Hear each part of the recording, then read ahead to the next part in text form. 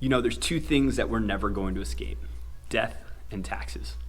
And although we're never going to escape death or taxes, they both give us a unique perspective on our lives because they are going to determine what we value and what we're willing to die for. On today's episode, what we're going to dive into is how the American Revolution was really spurred on by this value system over taxes, and even so that they were willing to lay down their lives to build something better.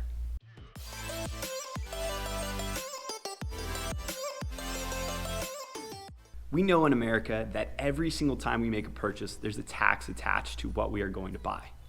We realize that when we use our money, we are placing our value in something that we in fact want. But what happens when that tax becomes too high? Do we simply just go ahead and purchase it anyway? Or do we usually have these grumblings that take place?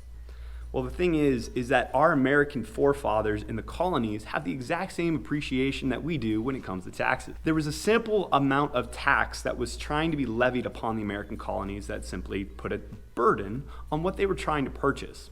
You might have known them as the Sugar Act, the Stamp Act, or the Townsend Acts. Every single one of these acts put a premium or another price on something that they were trying to purchase for daily life. So what do we do when we realize that there's something in our life that no longer provides us the same value? Our value system pretty much determines what we're going to do with the course of our life. And so when something doesn't add up or we don't see its worth in our own existence, we're actually needing to remove that. And so in our own spiritual walk, we have to take a look at what taxes are actually placed on our lives based off what we're doing in it.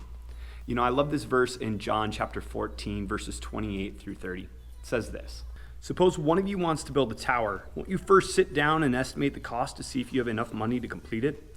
For if you lay the foundation and are not able to finish it, everyone who sees it will ridicule you, saying the person began to build and wasn't able to finish." See, when we're building something, we have to understand the full cost of it. When we're following Jesus, we understand that there are costs to it. And the more that we value these costs, the more that we're going to have these things to it. But what happens when our value begins to become decreased? There's another act that not a lot of people know about because it's a little less one talked about in the American Revolution, and it was actually the Currency Act. And see, what happens in the Currency Act is that they started to place a value system on the currency that the colonies were using that literally decreased the value of their money, which made the taxes and the tariffs and all the levies go up just a little bit more. And so the value system continued to go down. And so when we actually lower our standards for our own walk with God, I want you to put this in perspective for you real fast, is that when we lower our standards, we're actually decreasing the value in our own lives. See, God's calling us out of a lot of different things, just as the American colonies were trying to get out under the oppression of King George and into a new situation.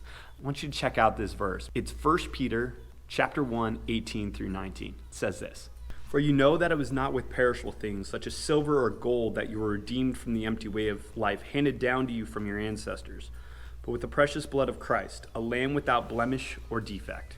Now, if the devil can't take away from you and make you realize all of these value systems in your life aren't worth it, he's going to take up residence. And so what Britain ends up doing after all of these taxes and all of these things beginning to fail, and this is the one that really begins to start the militias getting ready to go, and it's called the Quartering Act. And basically what it says is this, is that the British government was allowed to house soldiers inside of the homes of American colonies. They were legally forced to take up residence inside of American colonists' homes. And I want you to put this in perspective in our spirituality for a moment. See, the devil wants to take up residence inside of your life.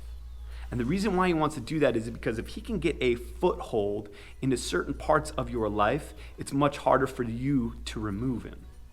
And he does this very early on because the more that he can get its foothold or his position in your life, the harder it's going to be for you to eradicate or remove this and begin the revolutionary process of change towards independence. See, God is calling us out. He's really wanting us to take a firm stance against the devil and realizing that if we allow him to quarter inside of our own lives, we're never going to give Jesus the opportunity to really come in, because you can't have a house that's divided. It just cannot stand. And we know that verse, but I want to share another one with you.